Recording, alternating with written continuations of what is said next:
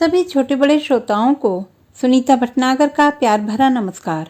Audio stories के हमारे channel कहानी जगत में आप सभी का स्वागत है। हिंदी कहानियों की श्रृंखला में आइए आज सुनते हैं अलका प्रमोद जी द्वारा रचित कहानी ऐसी थी वो। मैं ऑर्चर्ड रोड पर घूम रही थी। घूमते घूमते मैं लकी प्लाजा के सामने पहुंच गई। आज रविवार था, इसीलिए यहाँ अच्छी खासी भीड़ थी। सब इधर से उधर अपनी अपनी दुनिया में व्यस्त आ जा रहे थे। कोई लड़की अपने मित्र के साथ सीढ़ियों पर बैठकर आइसक्रीम खा रही थी, तो कुछ लड़कियों के झुंड किसी बात पर हंसी मजाक करके खिलखिला रहे थे। यहाँ कुछ माह में रहते रहते मैं जान गई थी कि इस मॉल में दिख रही ये भीड़ अधिकतर विदेश से आई उन लड़कियों की है जो अपने देश से इस सोने के अंडे देने वाले देश में पैसा कमाने आई हैं, और किसी के घर में नौकरानी हैं या किसी रेस्टोरेंट में वेट्रेस। यहाँ के नियम के अनुसार इन्हें 2 सप्ताह में 1 दिन अवकाश मिलता है। इस मॉल में उनकी जेब के अनुसार दामों में चीज़ें मिल जाती हैं, इसीलिए अधिकतर ये इसी मॉल में आकर अपनी ज़रूरत की शॉपिंग करती हैं और फूड कोर्ट में खाती पीती हैं। टाइट पैंट टॉप पहने, शैम्पू किए बालों में हील पहनकर इतराती मस्त इन बालाओं को देखकर कौन कह सकता है कि अपने मन में ये कौन कौन से दर्द छिपाए हैं और गरीबी की मार से जूझने न जाने अपने किन किन आत्मियों से दूर गुलामी का जीवन जी रही हैं। चलते चलते थक कर मैं एक बेंच पर बैठ गई थी।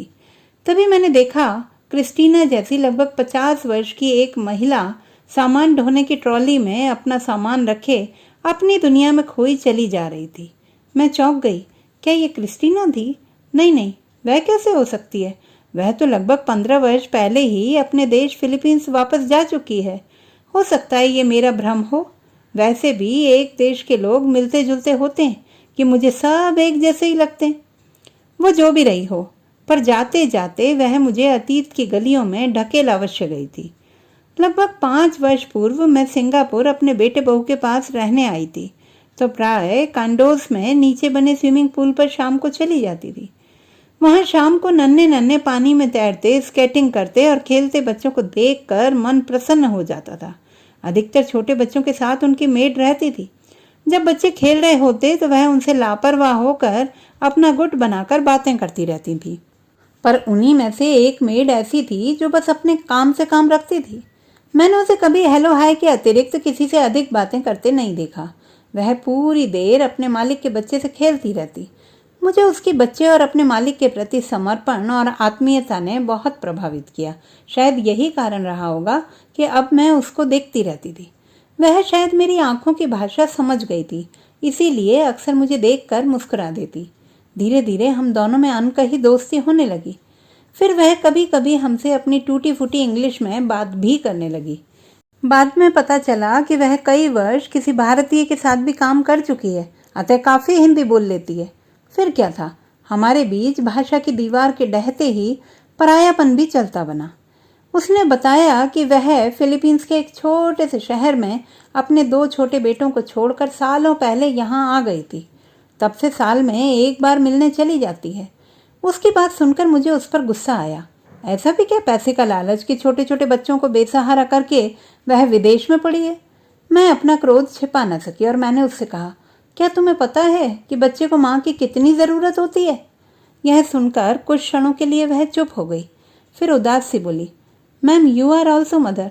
आप तो समझ सकता है कि कितनी विवशता में कोई माँ अपने बच्चे से दूर जाता है। फिर रुककर बोली, माना एक बच्चे को माँ की ज़रूरत होती है, पर उससे ज़्यादा उसे जीवित रखने के लिए खाने की और कुछ बनाने के लिए पढ़ने की ज़रूरत भी होती है। मुझे अपनी भूल का एहसास हुआ। सच ही तो है, हर इंसान की मजबूरियां ही उसे अपनों से दूर रहने को विवश करती हैं। बातों बातों में ही उससे पता चला कि उसका पति कुछ खास कमाता नहीं, और जो कमाता है वह भी नशे की भेंट कर देता है। उसके देश में इतनी कमाई नहीं है कि वह अपने बच्चों को सुख दे सके, इसीलिए वह अपनी भावनाओं का गला घोंट कर यहाँ रहती है। वह जो भी कमाती है बस थोड़ा बहुत बचाकर शेष बच्चों के लिए भेज देती है। मैंने पूछा, तुम साल में एक बार तो जाती ही होंगी ना? तो वह बोली, पहले तो जाती थी, पर अब दोनों बेटे ऊंची पढ़ाई कर रहे हैं, इसीलिए पैसे ज़्यादा चाहिए। जाने में जो पैसा खर्च होता है मैं उन्हें ही भेज देती हूँ। मैंने कहा, तुम्हारा मन नहीं करता? मन किसका नहीं करता? अपने बड़े होते बच्चों को देखने का, पर उनका भविष्य बनाना ज़्यादा जरूरी है। वह प्राय ही अपने मालिक के बच्चे को प्यार करती और कहती, इसे देखकर मुझे अपने छोटे बेटे की बहुत याद आती है। इतना ही बड़ा था जब मैं उसे छोड़कर यहाँ आ गई थी। ऐसा कहते हुए वह प्यार तो उस बच्चे को कर रही होती, पर उसका मन अतीत में दूर कहीं फिलीपींस के छोटे से शहर के उस घर में भटक रहा होता, जहाँ उसका बेटा देर से आती बस को रोज इस आशा से देखता होगा कि शायद इससे उसकी माँ आ जाए। पर फिर अचानक ही उदासी को झटक कर वह मुस्कुराकर कहती, मैम, कुछ दिनों की बात है। अब तो मेरा बेटा 20 साल का हो गया है। जब वह कमाने लगेगा तब मैं जाकर आराम करूंगी। उसकी तपस्या देखकर मेरा मन भी यही दुआ करता कि ईश्वर उसे शीघ्र ही वह दिन दिखाए जब वह अपने परिवार के साथ रहे। एक दिन वह मिली तो बहुत प्रसन्न थी। मैंने पूछा, क्या बात है क्रिस्टीना, आज बहुत खुश दिखाई दे रही हो? तो बोली, मैम, गॉड ने हमारी सुन ली। मेरे बड़े बेटे की नौकरी लग गई है और छोटे बेटे की पढ़ाई भी पूरी हो गई है। अब मेरा यहाँ एक दिन भी मन नहीं लग रहा है। मैं अगले महीने अपने देश वापस चली जाऊंगी। मुझे यह सुनकर आंतरिक प्रसन्नता हुई। मैंने कहा, बहुत खुशी की बात है, पर तुम्हारे मालिक को दुख होगा। उन्हें इतनी अच्छी मेड नहीं मिलेगी। इस पर वह बोली, अरे मैम, मालिक के पास पैसा है, कोई ना कोई मेड मिल ही जाएगी। पर मुझे आज बरसों बाद मेरा परिवार मिलेगा। मैंने अपने बच्चों का बचपन नहीं देखा, पर अब इन्हें अपने हाथों से उनका मन का खाना खिलाऊंगी, उनका काम करूंगी, उनकी बातें सुनूंगी। बातें करते करते वह अपनी कल्पना की दुनिया में खोई न जाने क्या क्या बोले जा रही थी। मैंने उसे शुभकामनाएं दी। उसकी खुशी छिपाए नहीं छिप रही थी। मैंने हंसकर कहा, कोमुस्ता, तो वह हंस पड़ी। मुझे बातों बातों में उसी ने बताया था कि उसकी भाषा तगालों में नमस्कार को कोमुस्ता कहते हैं। उस समय उसका अंग अंग हंस रहा था। उसने खिलखिलाकर कहा, कोमुस्ता, और हाथ हिलाकर विदा लेकर चली गई। कुछ दिनों बाद मैं भारत आ गई। इस बार सिंगापुर आने तक तो मैं क्रिस्टीना को भूल भी चुकी थी, पर आज उस स्त्री को देखकर क्रिस्टीना की याद आ गई। काफी देर मैं विचारों के समुद्र में गोते लगाते लगाते सुस्ता ली थी, अतः मैं चलने के लिए उठ खड़ी हुई। तभी उधर से वही स्त्री फिर आती दिखाई दी। कुछ पास आने पर उसे देखकर मैं चौंक पड़ी। वह मेरा भ्रम न था, वह क्रिस्टीना ही थी। मुझे देखकर इतने वर्षों बाद मैं ही नहीं, वह भी मुझे पहचान गई। मैंने कहा, क्रिस्टीना, तुम? तो उसके चेहरे पर मुझे देखकर आई खुशी क्षण भर को विलुप्त हो गई और बोली, हाँ मैम, मैं यहाँ एक यूरोपियन के यहाँ काम कर रही हूँ। वह इतना अच्छा है कि मैं आपको क्या बताता। मैं बहुत खुश हूँ, आराम से घूमती, मजे करती।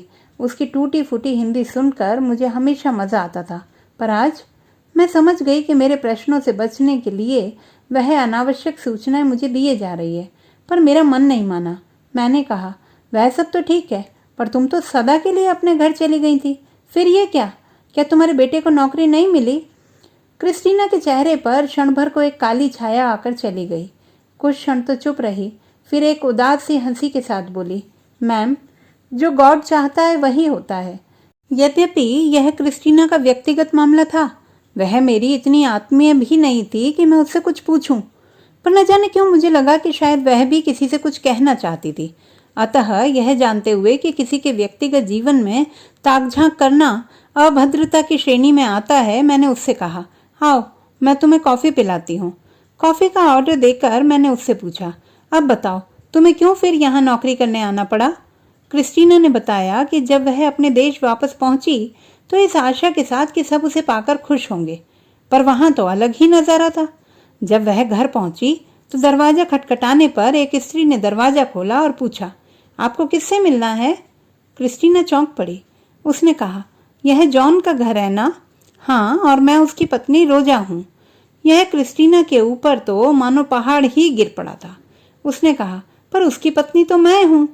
मैं आगे कुछ पूछती कि जॉन आ गया और उसने कहा, अरे तुम कब आई? क्रिस्टीना ने कहा, तुमने शादी कर ली और मुझे बताया भी नहीं। तुम तो सालों से आई भी नहीं। मुझे एक साथी की जरूरत थी, मैंने शादी कर ली। कम से कम मुझसे पूछते या बताते तो क्या होता? क्या तुम खुश होती या मान जाती? और इब्राहिम और डिसूजा कहाँ हैं? इब्राहिम को रोजा पसंद नहीं, इसलिए वह अलग रहने लगा, और अब तो उसने किसी लड़की से शादी भी कर ली है। क्रिस्टीना अभी एक आघात से उभरी भी नहीं थी कि उसे दूसरी चोट लगी। उसका तो सिर ही चकराने लगा। उसने डरते डरते पूछा, डिसूजा कहाँ है? तो पता चला कि वह कहीं गया हुआ है। डिसूजा आया तो उसने माँ को देखकर औपचारिक सा प्यार किया और बोला, मॉम तुमने बताया नहीं कि आ रही हो। क्रिस्टीना ने नाराज स्वर में कहा, पर तुमने तो यह तक नहीं बताया कि यहाँ यह सब हो गया। तुम तो हमेशा यही कहते रहे कि सब ठीक है।